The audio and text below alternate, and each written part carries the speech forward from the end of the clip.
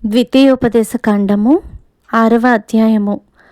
నీవును నీ కుమారుడును నీ కుమారుని కుమారుడును నీ దేవుడైన యెహోవాకు భయపడి నేను నీకు ఆజ్ఞాపించు ఆయన కట్టడలన్నీయు ఆజ్ఞలన్నీయు నీ జీవిత దినములన్నిటను గైకొనుచు నీవు దీర్ఘాయుష్మంతుడు అగునట్లు మీరు స్వాధీనపరచుకొనుటకు ఏరు దాటి వెళ్ళుచున్న దేశమందు మీరు జరుపుకొనుటకు మీకు బోధింపవలెనని మీ దేవుడైన యెహోవా ఆజ్ఞాపించిన ధర్మమంతయు అనగా కట్టడలు విధులు ఇవే.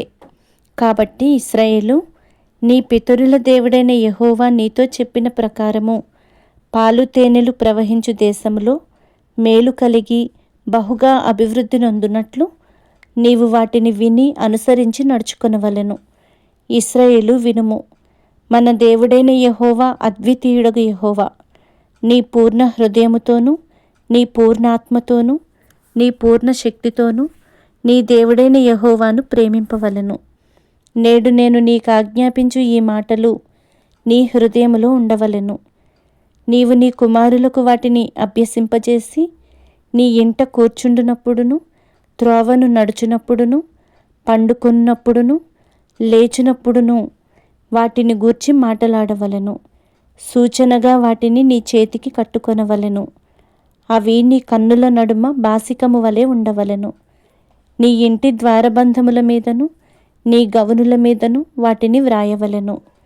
నీ దేవుడైన యెహోవా నీ పితరులైన అబ్రహాము ఇస్సాకు యాకోబులతో చేసిన ప్రమాణమును బట్టి నిన్ను ఆ దేశములో ప్రవేశపెట్టి నీవు కట్టని గొప్పవగు మంచి పురములను నీవు నింపని మంచి ద్రవ్యముల చేత నింపబడిన ఇండ్లను నీవు త్రవ్వకపోయినను త్రవ్వబడిన బావులను నీవు నాటని ద్రాక్ష తోటలను ఒలీవల తోటలను నీకిచ్చిన తరువాత నీవు తిని తృప్తి పొందినప్పుడు దాసుల గృహమైన ఐగుప్తు దేశములో నుండి నిన్ను రప్పించిన యెహోవాను మరువకుండా నీవు జాగ్రత్త పడుము. నీ దేవుడైన యెహోవాకు భయపడి ఆయనను సేవించి ఆయన పేరట ప్రమాణము చేయవలెను. మీరు ఇతర దేవతలను అనగా మీ చుట్టూనున్న జనముల దేవతలను సేవింపకూడదు. నీ మధ్యను నీ దేవుడైన యెహోవా రోషము గల దేవుడు గనుక నీ దేవుడైన యెహోవా కోపాగ్ని ఒకవేళ నీ మీద రగులుకొని దేశములో నుండకుండా నిన్ను నశింపచేయును. మీరు మస్సాలో మీ దేవుడైన యెహోవాను శోధించినట్లు ఆయనను శోధింపకూడదు. మీ దేవుడైన యెహోవా ఆజ్ఞలను అనగా ఆయన నీకు నియమించిన శాసనములను కట్టడలను జాగ్రత్తగా ఆచరింపవలెను. నీకు మేలు కలుగునట్లును నీ ఎదుట నుండి నీ సమస్త శత్రువులను వెళ్ళగొట్టెదనని యెహోవా చెప్పిన ప్రకారము నీ పితరులతో ప్రమాణము చేసిన ఆ మంచి దేశములో నీవు ప్రవేశించి దాని స్వాధీనపరచుకొనున్నట్లును నీవు యెహోవా దృష్టికి యథార్థమైనదియు ఉత్తమమైనదియు చేయవలెను.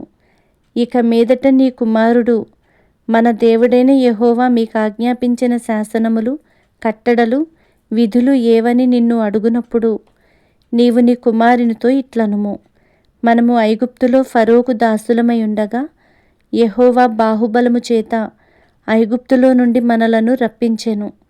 మరియు యెహోవా ఐగుప్తు మీదను ఫరో మీదను అతని ఇంటివారందరి మీదను బాధకరములైన గొప్ప సూచక క్రియలను అద్భుతములను మన కన్నుల ఎదుట కనపరచి తాను మన పితరులతో ప్రమాణము చేసిన దేశమును మనకిచ్చి మనలను దానిలో ప్రవేశపెట్టుటకు అక్కడి నుండి మనలను రప్పించెను. మనకు నిత్యము మేలు కలుగుటకై యెహోవా నేటివలే మనలను బ్రతికించున్నట్లు మన దేవుడైన యెహోవాకు భయపడి ఈ కట్టడలనన్నిటినీ గైకొనవలెనని మనకు ఆజ్ఞాపించెను. మన దేవుడైన యెహోవా మనకు ఆజ్ఞాపించినట్లు ఆయన సన్నిధిని ఈ సమస్తమైన ఆజ్ఞలను అనుసరించి మనము నడుచుకొనున్నప్పుడు మనకు నీతి కలుగును.